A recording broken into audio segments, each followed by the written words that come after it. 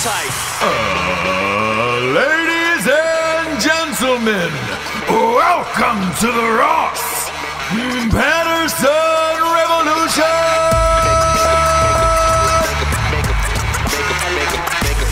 Brought to you by BlackRifleCoffee.com.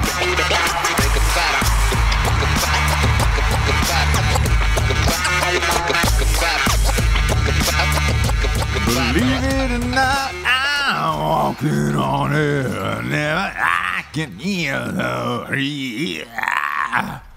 I saw a homeless man yesterday singing that song. Who, believe it or not, I'm walking on air. And it's from that show. What is it? The Last American Hero. What? Remember that TV show? Oh, okay. I was a kid. Believe it or not, I'm walking on air. To see a homeless man sing a superhero song is, something special. Were you jealous? I couldn't stop laughing. I'm going to be honest. Jealous that, even though. Yeah.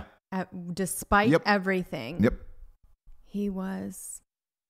The Last on American drugs. Hero. Yeah. That too, but that he was able to afford and get the drugs that we can't. Yeah. Were you jealous? Yeah. No, I definitely was. But I'm also jealous of whatever mental state that is where you're happy enough, even though you're homeless, just to sing, believe it or not, I'm walking on air. With just such vigor. Sure. It's amazing. The guy lives in his own world, and I love that. I genuinely love that. You know what else I genuinely love is this new show we saw a preview for, Castaway. Oh, are you in? I think I'm in. I think I'm in. Okay. I mean, I'll definitely watch it. You couldn't be by yourself, right? No, I would need to find. So on that's an island? The premise, right? So it's like you're castaway, and you can choose to be by yourself on the island. Mm-hmm. And figure your shit out, or try and travel out to find other people that are on their own situation as well. Again, this is just what we're guessing from the trailer because the show's not out yet. But when I saw it, I was like, all right, cool, because they had one guy who was just like, no, I'm not going to meet anybody. Right, and that's you. I think so. Yes. Yes. I don't. I'm fine, just in my own thoughts, and all right, cool. You're not going to have your phone. You realize that, right? Yeah. By the way, I don't like my phone. I hate it. And I hate the fact that I'm attached to it. But you do talk to people. You do socialize and interact with people. It's just most of the time, on the phone. It's work, yeah. And because your friends, your besties live, far away, or there's other people that, can't hang out or whatever. So they do, but you'll never see me happier than when I travel to another country and I have no service. That's true. You were with me last time, and it was awesome. And I was just awesome. God, I remember telling you at the bar that night that we went to, I was just like, man, you know how refreshing it is to not worry about your phone ringing, going off. Don't have to check anything. Don't have to look at any news stories. Because we do, I do 6 shows a week, including, Drinking Bros podcast, the sister show. And I'm on my phone a lot trying to find cool stories and things to talk about that are fun. But it's goddamn refreshing when you don't have to look at a phone at all. Because you do have that legitimate excuse of my phone is not working. It's not oh, I didn't hear it, or oh, it was dead. It's it really is. People are oh, you can't get a hold of them because they're in. Yeah. So I would say the 2 times that has happened in the last 10 years, we're traveling outside of the country, and it was awesome. It was so great. I really can't express to you how happy that makes me. By yourself, who would make the fire? Who would make your shelter? Who would? Do you know what I'm saying? Yeah. Well, I would help you at least with that. You need help. I'm not saying I would want to be on that particular show. What I'm saying is this: if I could buy one of those weird houses that exist in the middle of nowhere. Remember we were watching that show on Netflix with the houses that were built on weird places and all that other shit. And you're essentially isolated from mankind. I'm good with just some simple dish so I can get all my games. So not Castaway the show at all. No. Okay. No. So we started with that. That's the thing. Well, that show led me to the premise of, all right, can you live alone? Can you be by yourself? And it's like, all right, yeah, I could. I don't want to go out and fucking get, live in a hole that I dug and put a palm tree over my head when it starts raining. Like, I don't want to do that. This feels like a weird conversation to have with your wife. No, I'm saying hypothetical, you die, right? Yeah, because you will. Plane crash, parachute accident. I do not want you to move on. Razor scooter. Like, I am not one of those that's like, go, right. She would want me to be happy and be with someone else. You will not be allowed to be with anyone else. Well, you won't be here. So. I'm just saying, like, you will not have my blessing. And if it is real that the wife can come back and haunt you and fuck your shit up, that will be me. Sure. It's not, you don't have my blessing. No, I get all that. Okay, so now I'm dead. You're dead. Cool. Family dies, plane crash. All of again, us. Yeah, bumper car accident. Great. Whatever. I'm tossing out hypothetical. I'm loving this. Carry on. Snowboarding. I don't know what it's going to be. Sure. And I was forced to live alone, like in the, some place. I think I would do it outside the country as well. Yeah. I think I would do it maybe in another country. Maybe an expat sit. Yeah. Go someplace like France or something like that, like France. in the hills of France or wherever. I don't know, or Ireland. I don't. Okay. Because I'd be watching Dish TV all day. I was thinking like Costa Rica, that's about it. Or like a beach and some secluded beach. I could do the Bahamas or something like that for sure. But I would be fine not talking to anybody or just living my life. Oh my God, I would die. There's some islands in the Bahamas, like I know Lenny Kravitz owns one, and I'm talking about a fucking island where you just raise flags every day. So the different colored flags you raise are breakfast, lunch, dinner, and then like medical supplies or, something goes bad. And then somebody takes a fucking, cigarette boat over and brings you your shit. Yeah. Brings you food and all that stuff. Look, it's some rich ass shit, but it's dope. So you're saying you could deal with that? Or like living in Ireland on one of those, places out in the field or whatever by myself. I don't need another human, I don't think. Okay. Well, I would die. You would die. Yeah. I definitely don't. I definitely need to like talk to people, socialize. Even if I go like a couple days and I've only talked to like a 4-year-old. It gets really dicey up here. Sure. And I'm pointing to my head. For those of you dome who are not watching the video show, I pointed to my dome. Yeah. Well, I'm just saying I could do it. And then this weird story popped up today. There's a guy in Brazil who lives in like, the fucking Amazon jungle. Okay. It's one of those indigenous tribes. His whole tribe was killed last year, so he's been living by himself in the jungle in this fucking weird shanty hut. He has a hole dug in the ground that he uses to catch animals or hide from animals. Okay. And this guy's been doing it for a year, and they're trying to talk to him and trying to get his story and some info out of him. So there's only like weird pictures of him of like Bigfoot from behind where it's just like he's running away, like he's walking away. And it was just like, now that shit I couldn't do. No, you would need like you said, a house, you need Dish TV. Yeah. You need raise a flag to have breakfast, lunch, and dinner brought to you. Really specific circumstances for you probably to internet live alone. Yeah. But I'd be by myself, Jessie, with my thoughts. That's the one thing, is that you'd have all these things to yourself. Yeah. Really roughing it. Really roughing it. And what you're telling us is you can handle it. I think I can. Of course you can. That sounds like a fucking dream. Well, shut up. Does it? And I was thinking, for you, what it would take to get me there, like again, you guys all die. I'd murder whoever that is, and then I'd leave. And right. That's how unless I flip my Corvette. Yeah. And that's how I went. Yeah. Could you imagine if you had a Corvette? Boy, you almost choked all over the microphone. No, I can't imagine if I had a Corvette. I don't know if I'd want one. That'd be weird. Yeah. You'd be weird in one. I would do obviously a 90s one. Oh, God. You The ugly. loser. Yeah. Loser. Yeah. Loser. And I'd do an obnoxious color. And it would be great. I can't get down on those. Any car that's over like, I don't know, $100,000 is just crazy to me.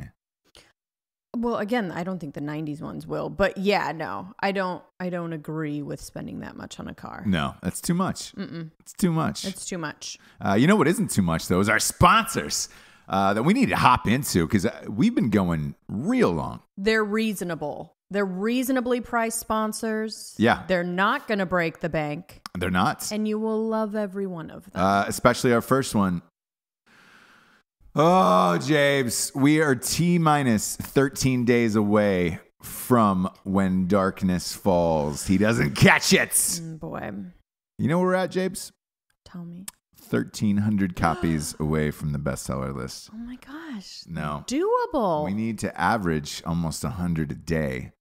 If you have not pre-ordered When Darkness Falls, He Doesn't Catch It, the sequel to At Night She Cries While He Rides His Steed, please go out and do that right now.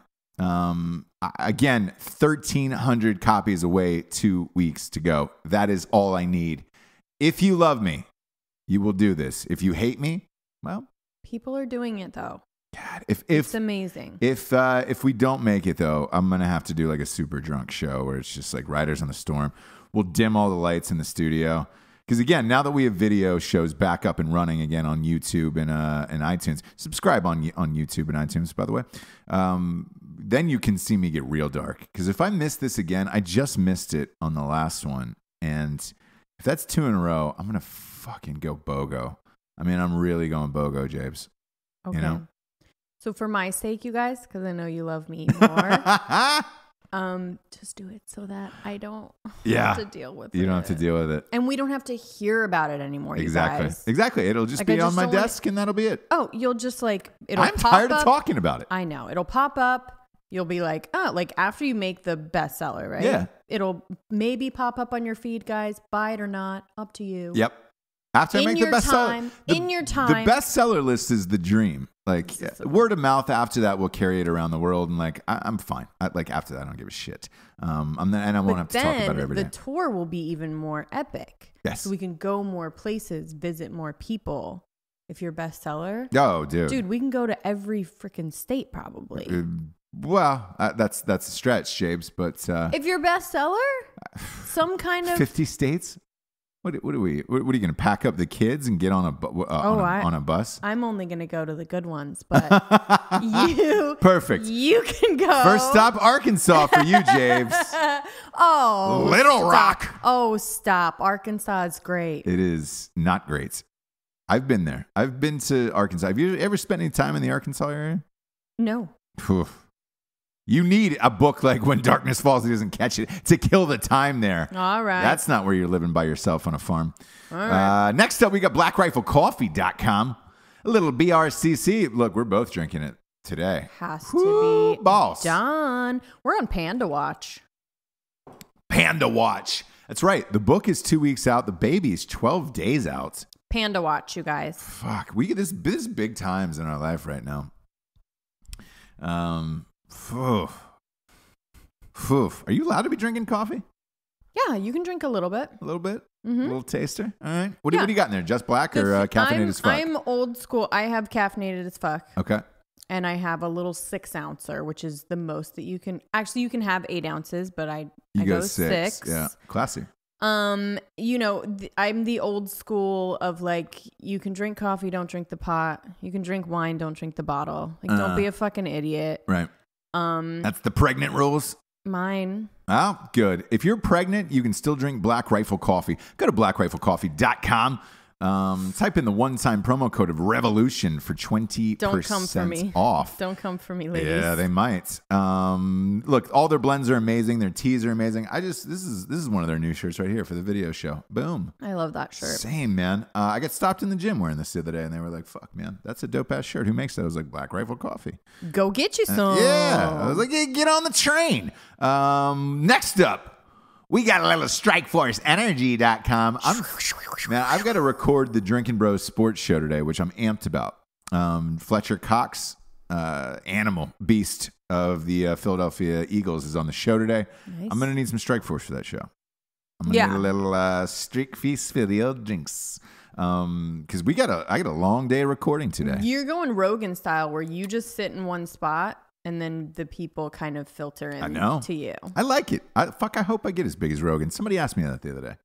Oh, fuck yeah. Somebody was like, hey, if you got that big, would you keep doing it? Yeah.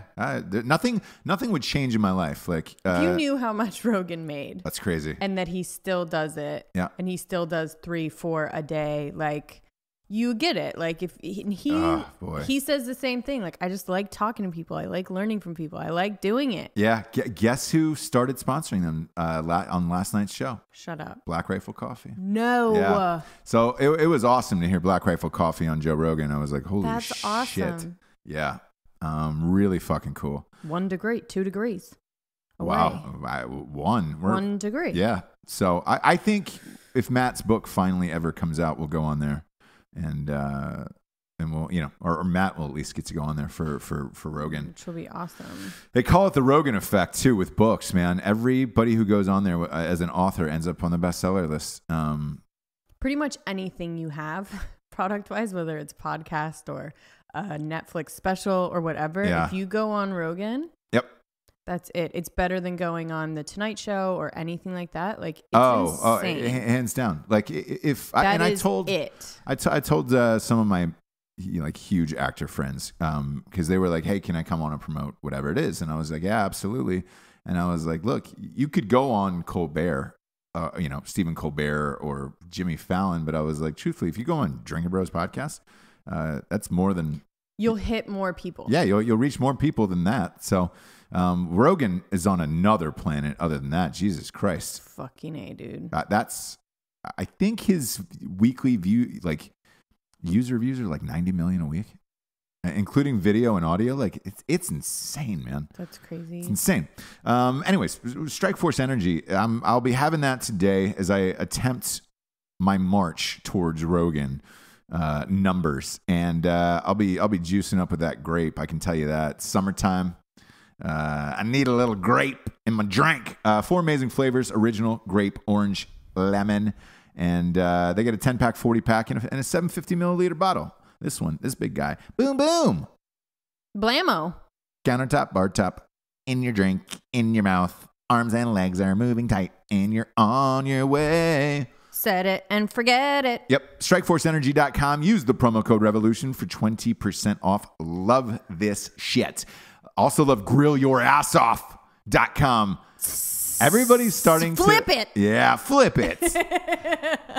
I like how we're making that a thing. You hate it. I love when you hate it. Yeah, I know you do. Flip it. GrillYourAssOff.com. Everybody's trying the jerky now, and I have not gotten one email or message in my inbox saying, holy shit, this isn't the best jerky I've had. So congratulations. I wasn't lying. Go to GrillYourAssOff.com. It's the best jerky on the planet. They got 4 amazing flavors: a ridge, cowboy style salt and pepper, and that sweet and spicy is my end all be all. But you get a 4-pack. It's $25. You're saving yourself $5 at GrillYourAssOff.com. They've got a subscription of the month, and they've got seasonings for all your meats: chicken, steak, pork, all of it. Crispy Avilla has got a spicy habanero. Oh, that's real good for your loins. Go to GrillYourAssOff.com. Tell them Ross Patterson sent you with a promo code of Revolution for 15% off. Nice. Not right behind me, I got Woodburn Warriors. WoodburnWarriors.com.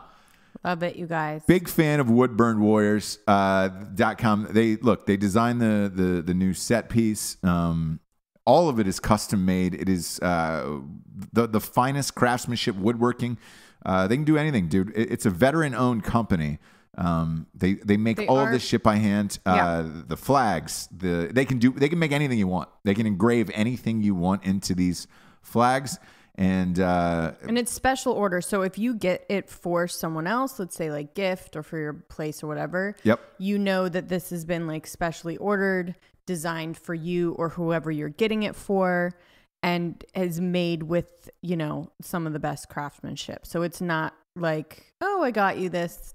It's a really, really special thing. And it's for, special occasions or a place in your house or whatever. Yeah, man. And look, they make really well-made stuff. Look, they make, it's all custom. So it's like, dude, you can get branches of your service, key holders, fucking clocks. Their clocks are dope as shit. These Freedom clocks. They got some concealed home decor. And they're making cornhole boards now. Personalized. So like whatever you want on them. Yeah.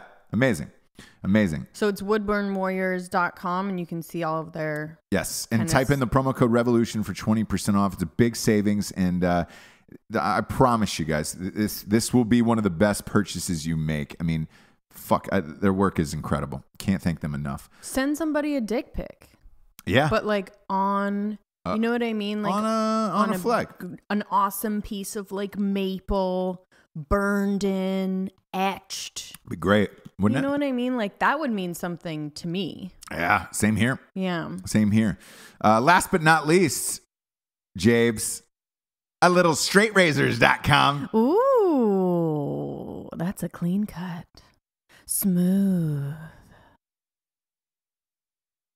You like it? Oh, do you like it? straightrazors.com is the place to go for all your shaving needs. Anything you need as a dude in this life. They got shampoos, beard oils, mustache waxes, conditioners, colognes.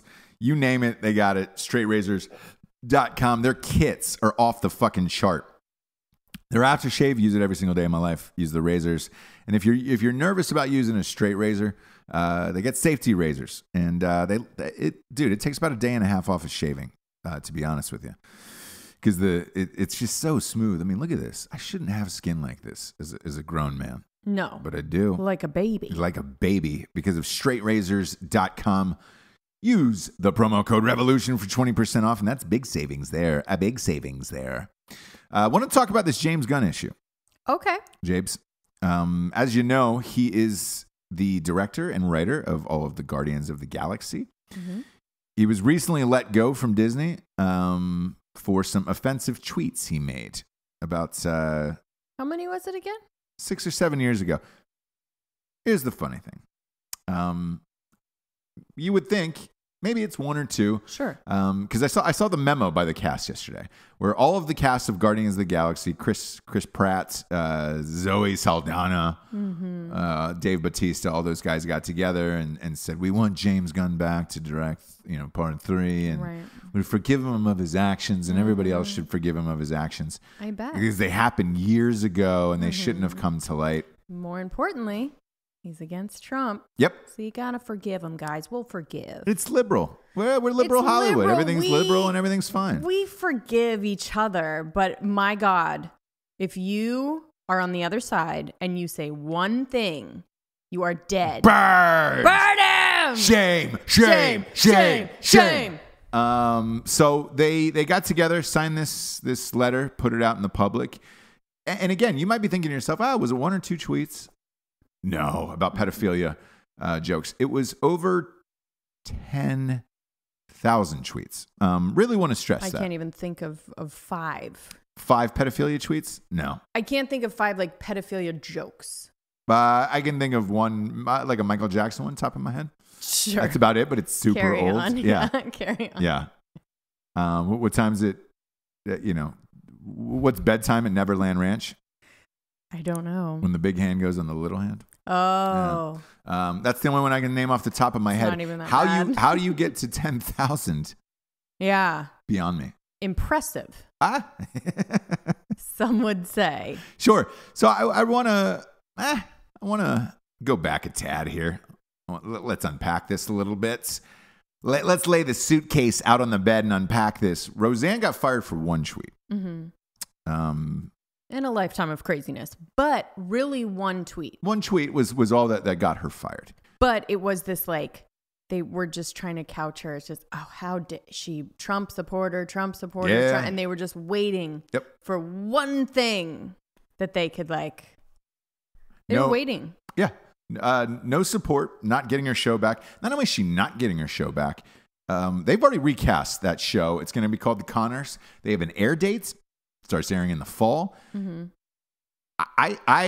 That's the fastest you could possibly move in TV, by the way, for anybody at home. To reboot a show without the lead of the show and make a brand new show. Usually that's like a mid-season replacement. Mid-season replacement means anywhere from January through the summer.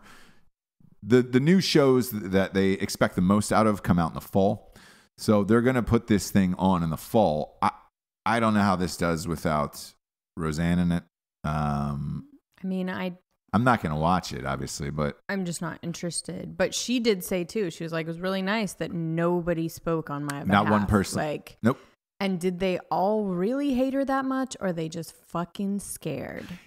So I have two theories on this with the Roseanne thing. I think all of them, because I've seen all of their interviews separately, and they were like, even though this is a pro-Trump show, we do not support Trump.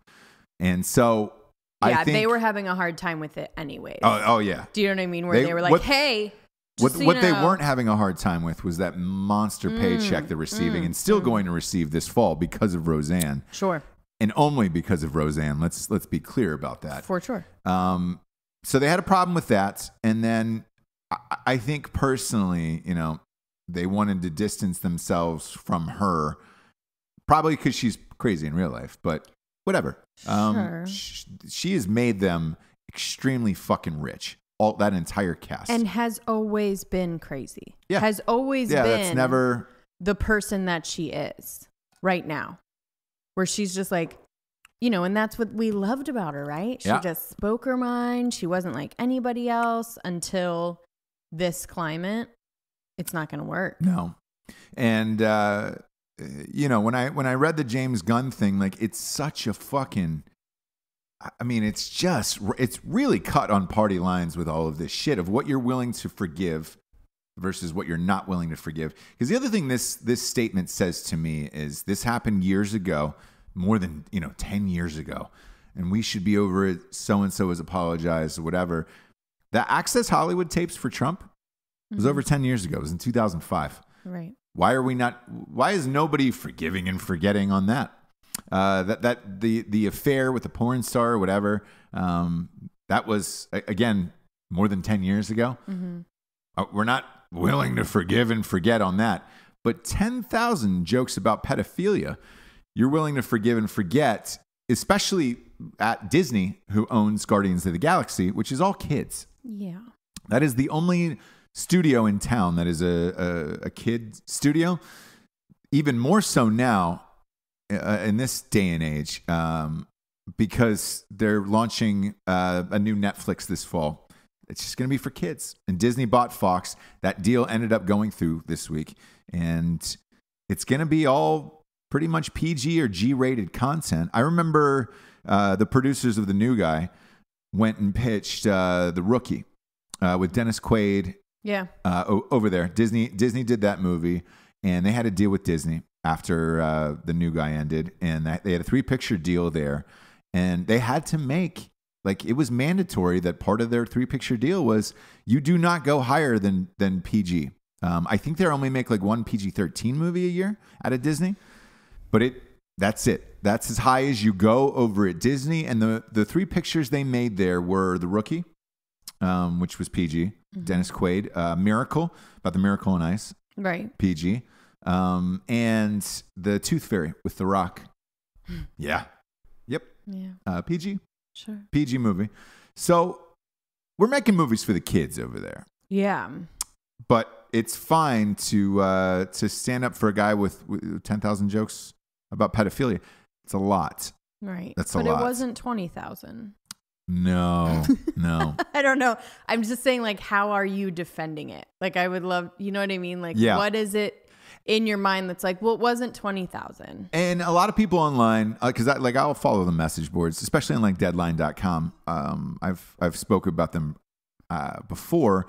Deadline.com is our insider site into Hollywood. It's about who's getting cast, what's going on, but it's super industry. Like, I don't know that anybody would find it fascinating outside of the industry. No, but if it's on there in our industry anyways, like, if it's on there, it's the real deal. So it's not like Yeah, it's not a trash mag or weird, and even like Variety. It's like when things happen, they go on. Yeah. And Variety is the same way. But what I found fascinating on the message boards regarding this was because there was a lot of people on there who said, hey, if he's coming back, you got to give Roseanne their show back. And you know, a bunch of people in Hollywood were like, no, she sent out a racist tweet.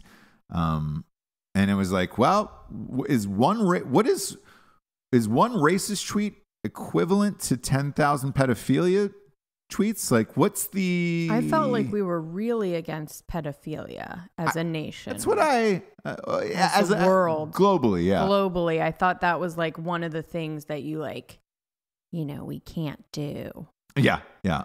Racism, you know. And his argument is like, I'm a provocateur. He was like Milo before Milo, and then he got this gig. He's a talented fucking dude. There's no doubt about it. Sure. James Gunn.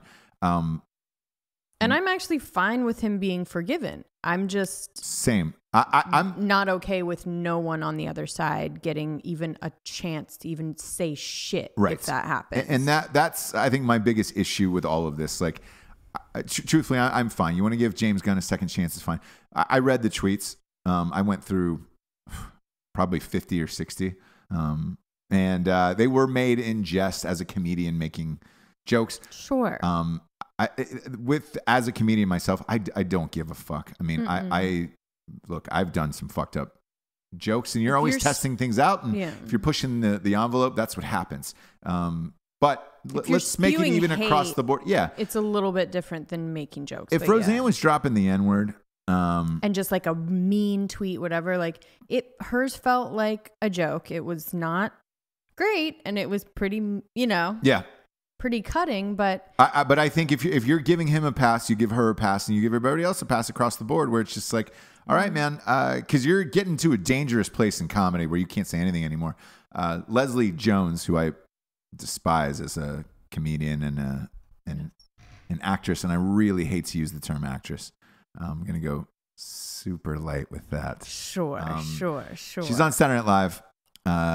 She is the 51-year-old black comedian. Yes. She got on, I believe it was The View yesterday, and said, let's stop with the comedian shit about coming after comedians' old jokes and everything that's going on. The other trend, too, is this baseball thing where all of these athletes, the guy from the All-Star game is being called out for, old tweets. Like, 2 more baseball players after they had amazing games this week. Sure. One was the pitcher of the Atlanta Braves, was 1 strike away from a no-hitter. Immediately, some reporter went into his tweets from back when he was 17, saw that he had used the word fag a lot, and came back and said, hey, man, fuck this guy, whatever. I mean, it was so instant that the guy had time to take a shower, and then after the game, he had to go out and face this of like, what do you think about the old tweets? Oh my God. Yeah. So to me, it's all getting to be a little much across the board. Like I'm tired of it. I like, quit digging up people's past shit. Like, unless it's really horrific, fucking spare me on this shit. Like, we didn't have social media when we were growing up. And I think that's the biggest difference. But imagine if we did. I mean, I was doing stand-up at 16 years old.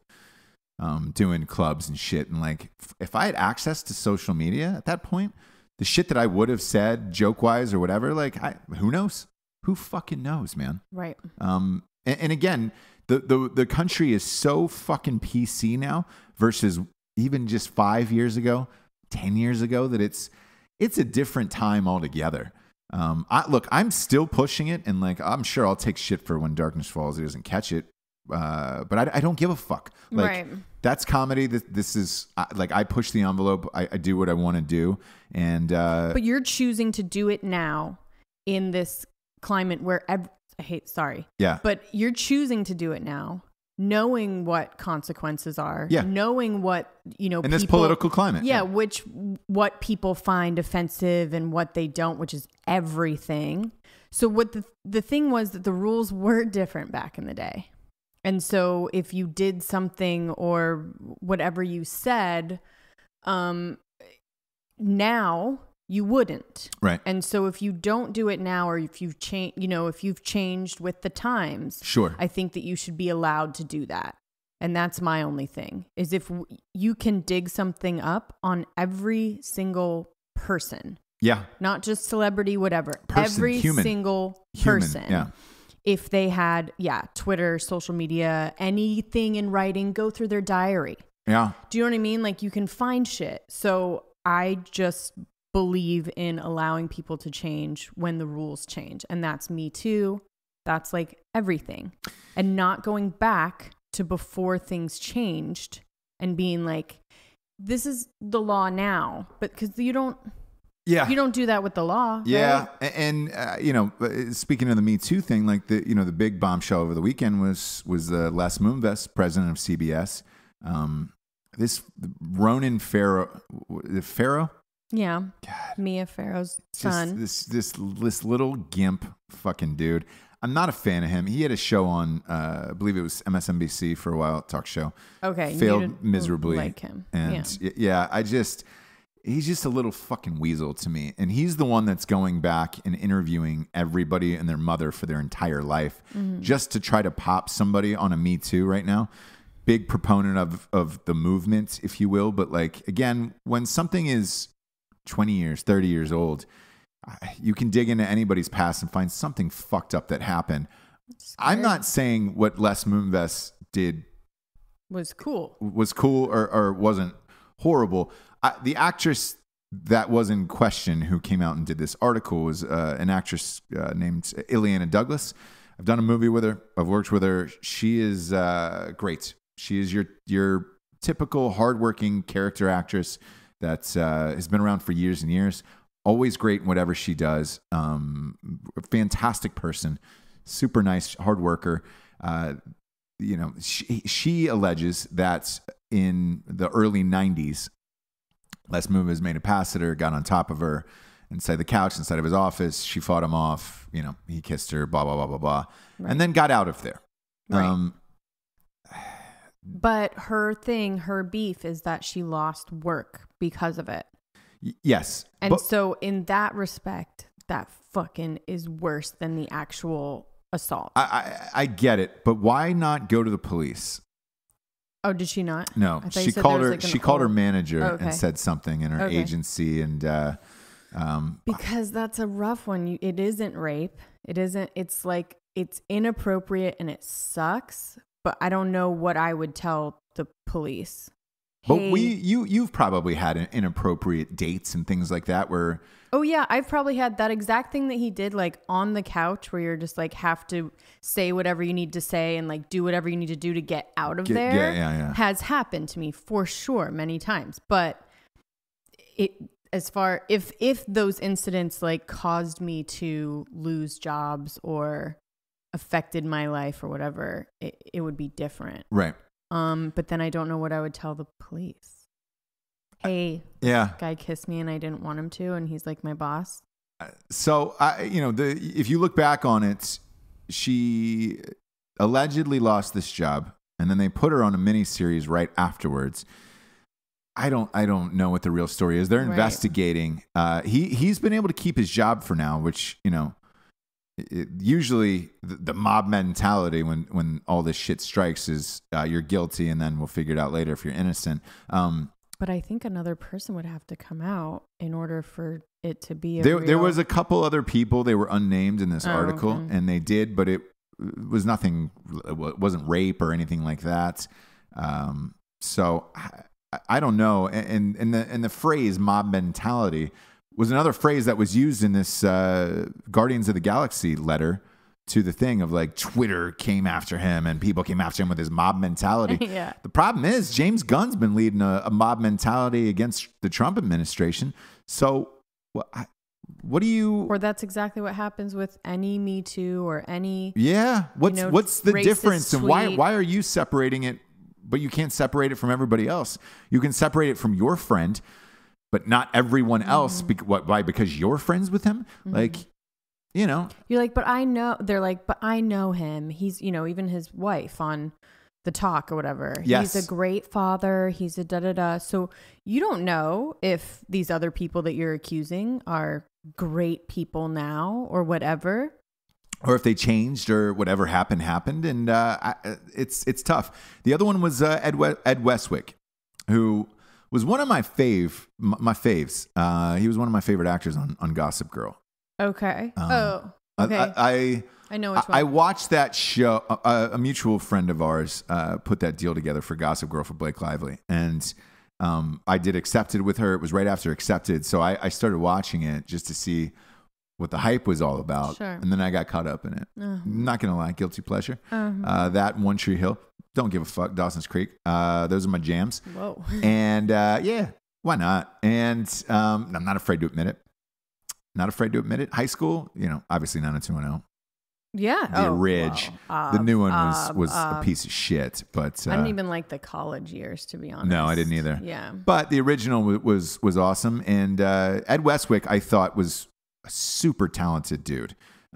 He was.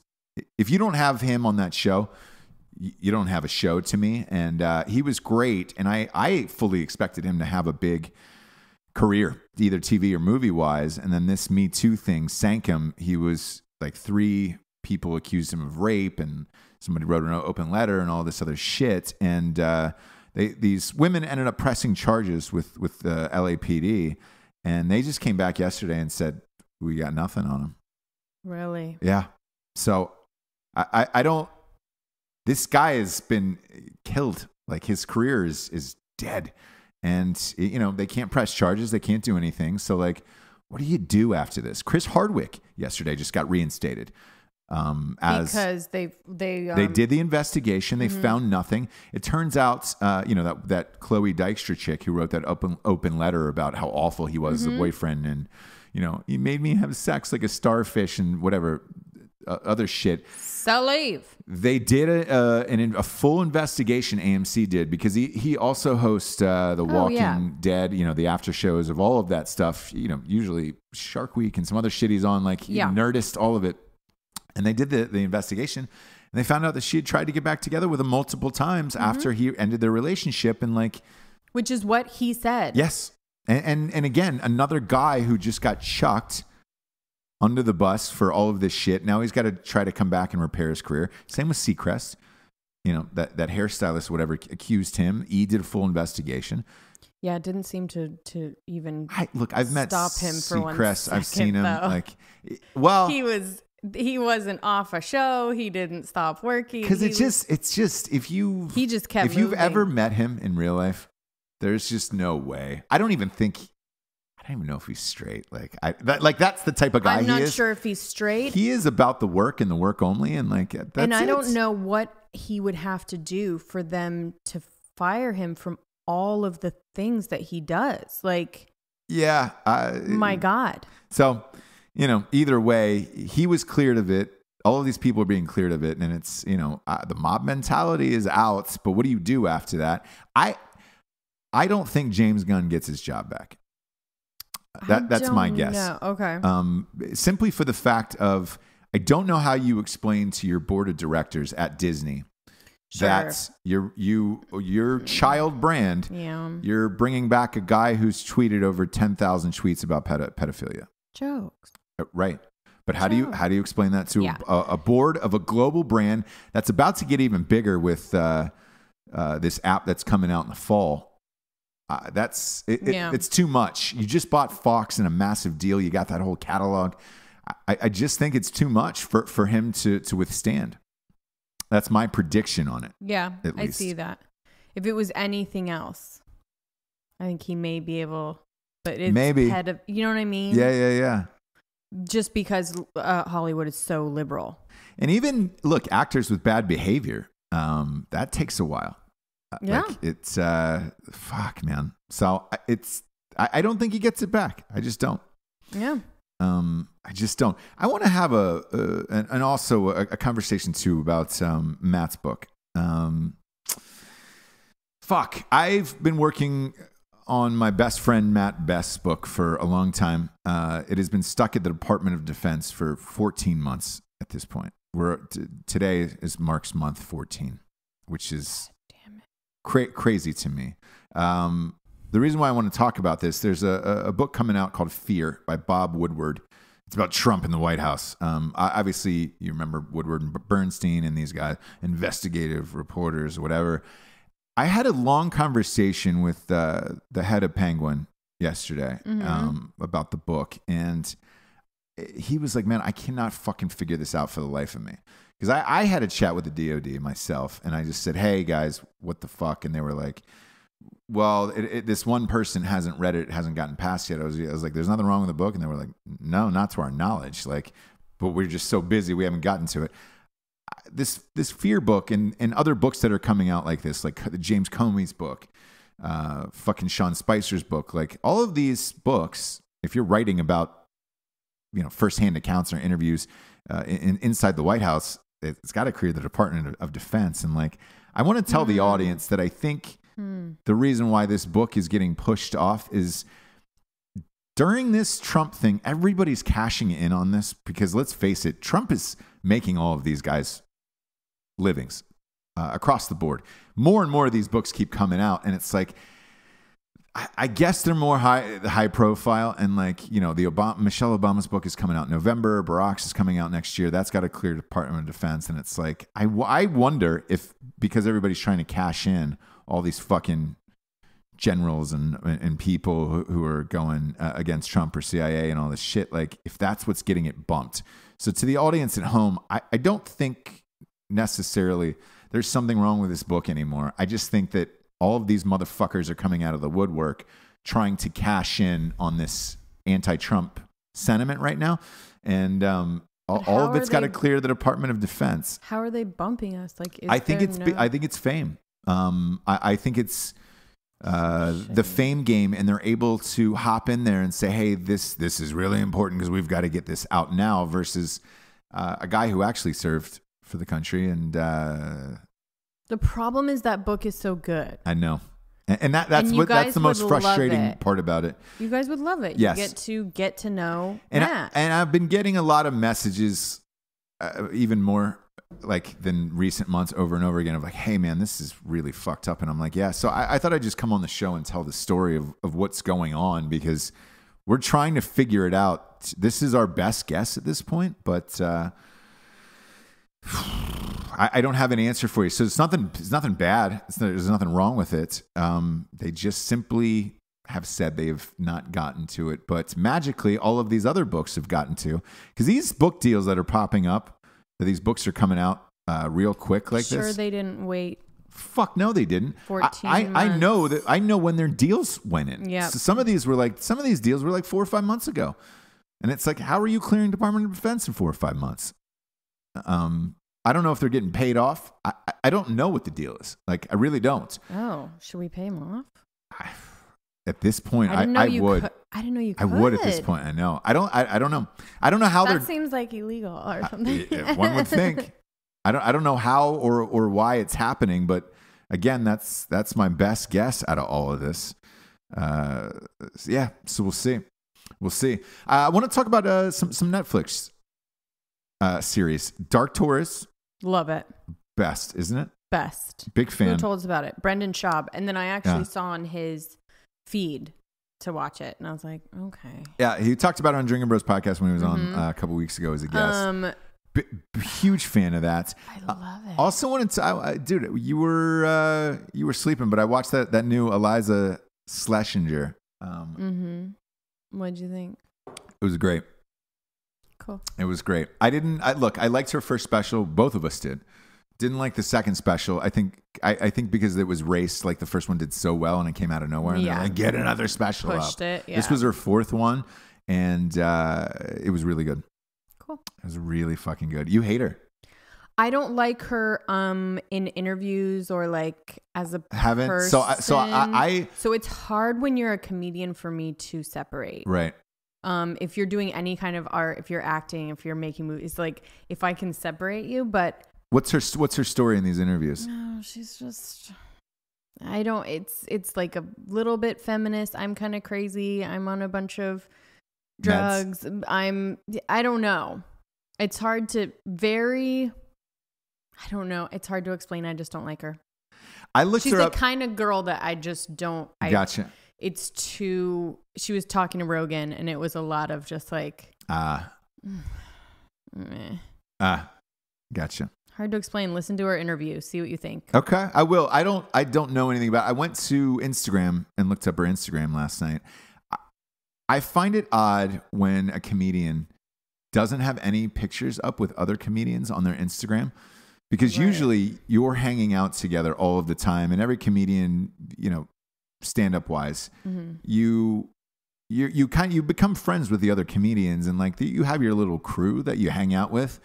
She doesn't have a crew, whereas like Rogan does. Yep. Callan does. Like all of these guys that I see, Bert Kreischer, Chris D'Elia, all of these guys have their little crews, and they're always posting with each other and making fun of each other. And but they're like the clique of comedy right now. Right now, yeah. Well, you take the Judd Apatow guys, like they all fucking hang out together and do each other's projects and support each other. I didn't find one.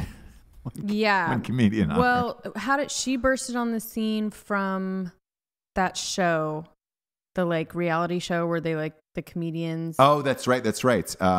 Yeah. You know Last what I Comic mean? Standing. Last Comic Standing. So, and then she was just like catapulted and touring, and had to, I think, prove herself after that. So I think that's where she gets a lot of her like whatever attitude that she has. Right.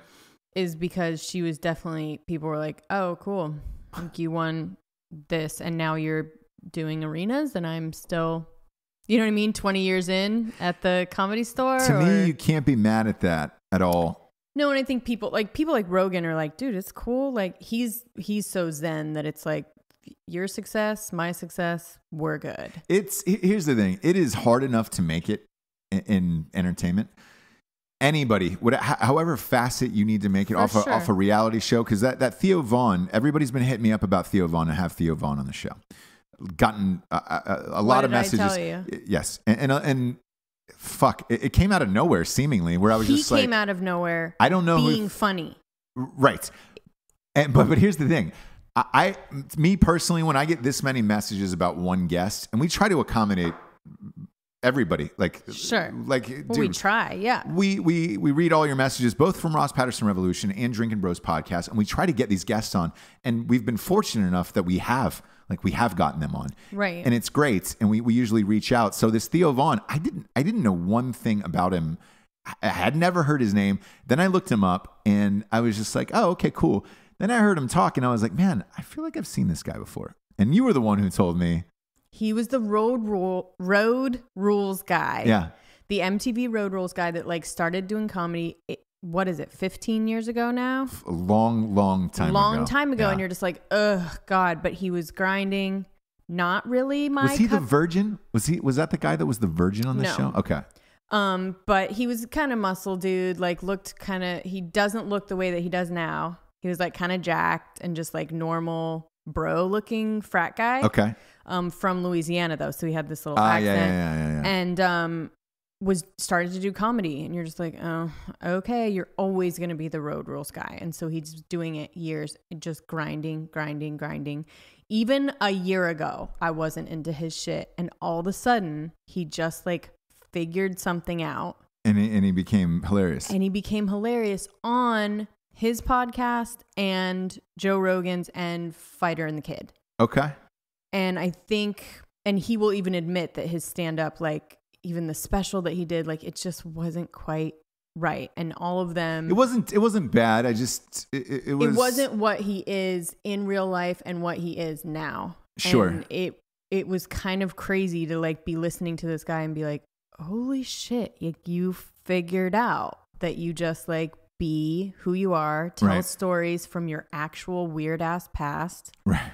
Your accent's funny, your whole shit, like just figuring it out. Yeah. I don't know. No. So, look, he's funny now. But I will say this: in stand-up, when you start, whatever club you're at, they're looking for something that they can announce you as. So I'm sure, being on the Real World or Road Rules or whatever it was, I guarantee you they led with that every night of like, you know him from Road Rules. Theo Von. So like even that helps you get a better spot, a better slot that night, time slot, and all of that shit. So like, again, I don't have any fucking problem with it across the board where it's just like, however you get it wherever you can. Like if it's a reality show, if it's a thing.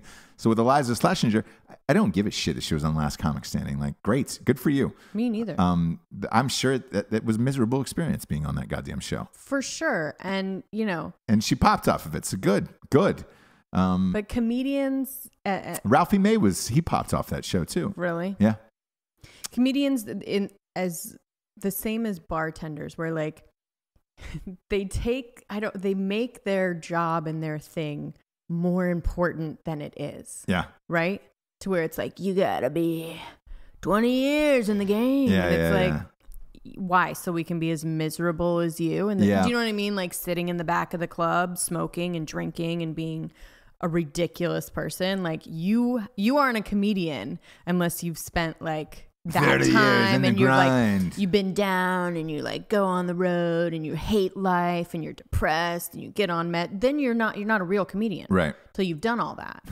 Same with bartenders. And you're just like, oh my God, a monkey can do it. I've done it. When I did stand up in Vegas a couple weeks ago, we were supposed to go on first and then like a huge crowd showed up and they ended up putting us on last because they're like, holy shit, we never sell out like this on a Friday night. Okay. It's because of you guys, and we're going to put you on last instead of first. Mm-hmm. That was the first time in a long time that I had to sit in the green room with all the other comedians backstage waiting to go on. And like, holy fuck, it's miserable and exhausting. And you're talking about things that you're hoping for or whatever. And you're just like, oh my God, this is brutal.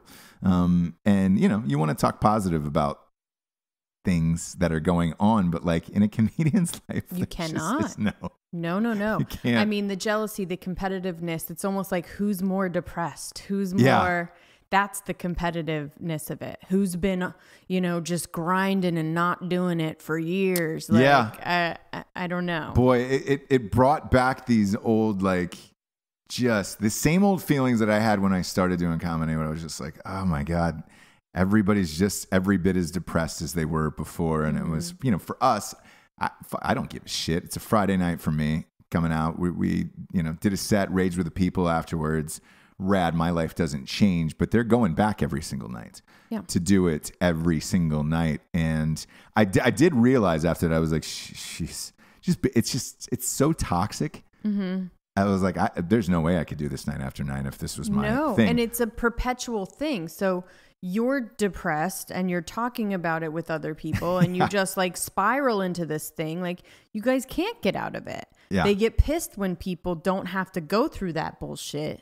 Oh, yeah. You know what I mean? Like, so luckily, look, I don't have to do that shit at all. But back in the day, again, when you're first starting, and I mean, you know, at 16, you don't really know any better. You're just like, all right, this is cool and exciting or whatever. You don't realize. No. And I think I realized when I was 21, I did a gig in Columbus. I did this one thing in Columbus, and there was a female comic who was hosting the event, and she was bringing all of us up or whatever. And I had drinks with her afterwards. She kind of reminded me of like a bigger Paula Poundstone, you know, like that type of a little more weight to her, you know. Sure. And I remember like having drinks with her afterwards, and it was just miserable. She was in Columbus, so I had no thought of going to Los Angeles or New York or all that other shit. And I was just like, God damn it, man. This can't be life. And sure enough, it is. Like, that's the uniform that they have to put on. Oof. You cannot be happy-go-lucky. You cannot be from a good family. You cannot not be on meds. Yep. You can't. That's why they hate Carrot Top. Yeah, do they hate Carrot Top? That's the question. I think they don't anymore. I don't think anymore. They don't hate him, because I think they probably look at him and be like, "Fuck, that guy figured it out." Yeah, you know, because Carrot Top is rich. He's super rich. He seems happy. That's not okay. He's not happy. I know somebody who dated him. Yeah. I had an agent who used to, one of my agents used to date him, and he's definitely not happy, but he is super rich.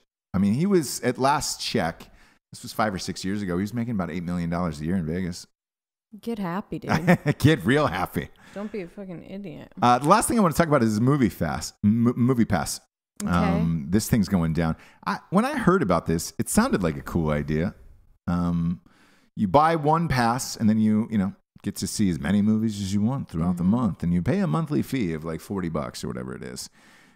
A couple weeks ago, there was an outage where a bunch of people showed up at the movie and they were like, "We're not accepting Movie Pass." So many people had used it that they had ran out of money at Movie Pass. So when these people showed up to go see their movies, their Movie Pass didn't work, and they were like, "Oh, we're sorry. It was a temporary thing. It was, I believe it was Mission Impossible." And or I'm sorry, Jurassic Park the first time, and so boom, gets shut down, and it had turned out they had owed $2.5 million more in ticket sales, and they didn't have it in their account. Yeah, so it didn't go through. When someone first told me about this, it was a while ago, and I don't know if it was Movie Pass or there was a bunch of different ones that were popping up, and I was like, that does not sound good. No. Like, that sounds like the end of the movie industry to me.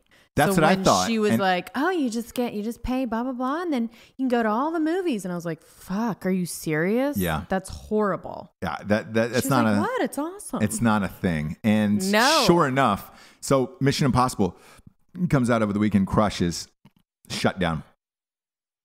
No one with Movie Pass could get into Mission Impossible. Like, again, they owed so much money that it just it cratered. The stock fell 70%. It's now trading under $1.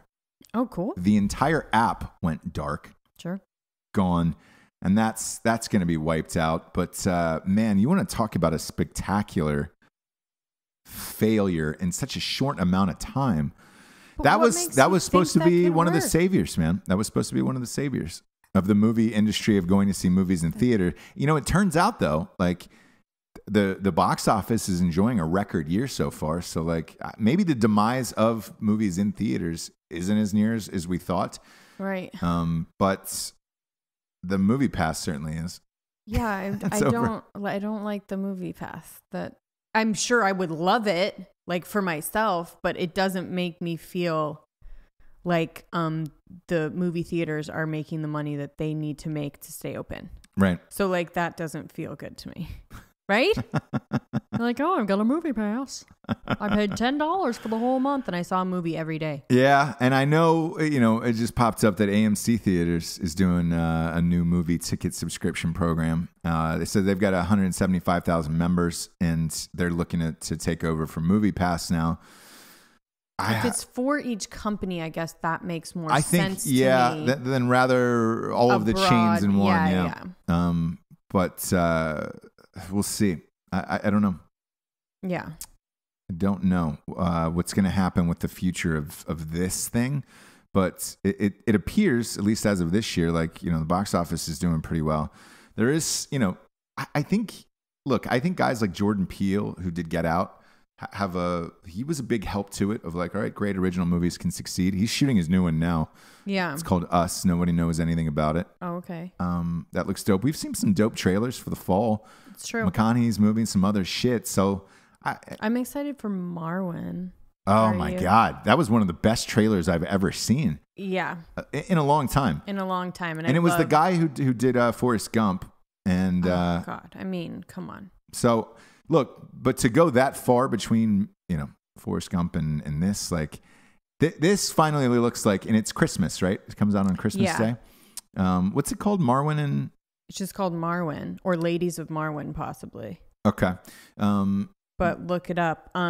It's a true story that maybe people have heard, but which is one of the best. I had seen a story about it on this New York Times thing or whatever. Welcome to Marwen is what it's called. Welcome to Marwen. Yeah. About this guy that just gets like Steve Carell beaten up. But the real guy gets like totally beaten up, like crazy jumped. It is a true story. It's a true story, and I had seen, like I said, the story about it way before I had even heard that they were doing a movie. And I was like, oh man, this story is fucking nuts.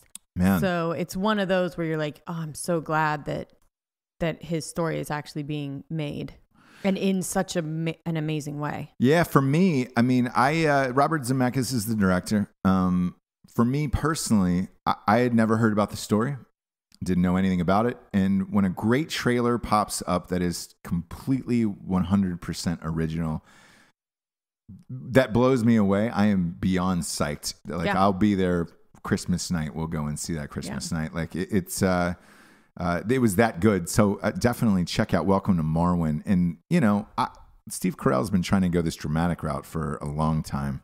I don't mind him in dramatic roles. You don't? He's fine. I don't think they've been the right fit yet. You had that wrestling movie. Right. He was creepy in that. He was. It's just, you know. It could have been someone else for you. Battle of the Sexes we just watched with him the other night, and that was supposed to be an Oscar contender last year. I wasn't super dramatic, but it was weird. Could have done without it, but sure. This Welcome to Marwen though, this could get him an Oscar nomination. I mean this trailer, check it out at home. It's one of the most awesome, powerful, moving trailers you'll see. Like, holy shit. Like I haven't seen anything like that in a while, and I really wanted to talk about that some. I'm glad you brought it up because we were raving about it the other night. I think we watched it like 3 times in a row. Yeah. It was one of those where you're like, oh shit. Well, I saw it first and I was like, am I crazy? Because like it's really different. Yeah. So I'm like, am I crazy or is this like amazing? Right? Because I never know. Because I'm stupid sometimes, you know? Yeah, you're a little... And the stuff that I like is dumb. You're a little dumb-dumb. I'm a little dumb-dumb sometimes, and the things that I like don't translate to everyone else, and that's okay. Yeah. And fun fact for the audience, we call each other like the worst names that, like off camera. What do you... Like dumb-dumb, things that are just little so insulting, but like childlike, where you're just like, sure. There you are, you little dumb-dumb. You little dumb-dumb, you little idiot. Yeah. You little stupid idiot. You call other children that you hate saggy bottom dinglings. Mm-hmm. It's because you can picture. Yeah. As soon as I say it, you can picture what I'm talking about. Just the like glazed over, and they're just like they're fucking saggy bottom dinglings, saggy pant. Like there's something in the pants. Little saggy bottom dingling boys. Little dingling. Yeah. That'll bring us to the revolutionary figure of the day, shall we? We shall. This one in particular, look, again, we talk shit on a lot of people, but when people do great things, I think it's great for the world, and it's great to spotlight them for doing it, and because we need more positive news stories out there. LeBron James is the revolutionary figure of the day today. Whoa. Yeah. He opened up a school in Akron for a school, like a fucking school. Full on school. Yes. Called I Promise. And it's for underprivileged youth, for them to go to this school in his hometown of Akron, Ohio. And they did a huge opening. You could tell in the interviews he was genuinely nervous about it. And they walked through the schools and did a big piece on ESPN last night. And I think every outlet carried it, CBS, ABC, all that stuff. And it's beautiful. It's a beautiful school to put your money where your mouth is and actually go back and help out the kids from the exact area that you grew up in where you were struggling. And how do you get to go to this school, though? If you live there. Okay, so it's like a public... Yeah, it's a public school. I believe it's only got a few grades in it now because they're looking to expand. Okay. Look, opening up a school is no joke, man. Yeah, because they have to have a district. Districts, so and teachers and all of that stuff. And you know, they have these education budgets from state to state are so tight. And it's bullshit because that's the first thing that usually gets cut in every state is education budgets. So if you don't have somebody like LeBron James, and this is why I really wanted to bring this up today. If you don't have somebody like LeBron James building a nice, gorgeous school in an area like this, it doesn't get done. No. And it would be refreshing to, if you want to take a stand, like LeBron James is taking a stand against the president and against the anthem and, you know, fighting for the Black Lives Matter and the movements, do it like this then. Mm-hmm. Open up a school in your own area. Show other people that, hey, man, I'm not just going to get on TV and talk shit and talk about, things that I want to change without actually making the change yourself. Him and Chance the Rapper are the only people that I can remember in recent who've done something this big on a grand scale, where it's like all of these NBA players and NFL players who are kneeling and all of like NBA players aren't kneeling, but NFL players who are kneeling, who are, I'm taking a stand or whatever. You make millions and millions of dollars. You can do what LeBron James did. If you really want to improve your community, do it. Get together, pull your money together, and start opening up schools and better education and things like this, like LeBron did for this. I'm not a big fan of LeBron James, the player, but as an individual and as an athlete who's doing more than just the game right now, like, hey, congratulations. And I there was a while back I talked shit of like, I was just gonna say I have to apologize because it's not an apology shit. Because whether or not he did this because of that Laura Ingraham thing or whatever, like we'll never have that reasoning. But the fact that you're doing it at all deserves to be recognized and applauded, because that is actually making a difference in the world. So it wouldn't be right for us to do a show 3 days a week and talk shit about people if you're not willing to go the other way and talk about people when they do great things. Mm-hmm. So, hey, to LeBron, hats off, man. It was an awesome sight to see. And the school's amazing. You did it in your hometown. And that's what really making a change and a difference is in the world. So to LeBron James, revolutionary figure of the day. I don't know another athlete who has opened up a school in the United States like that in their hometown and tried to make a difference. So cheers, LeBron. Cheers. That was awesome to see, man. For Jessie Wiseman, aka the Jables, I am Ross Patterson. This is The Revolution. Good night, everyone. Good night.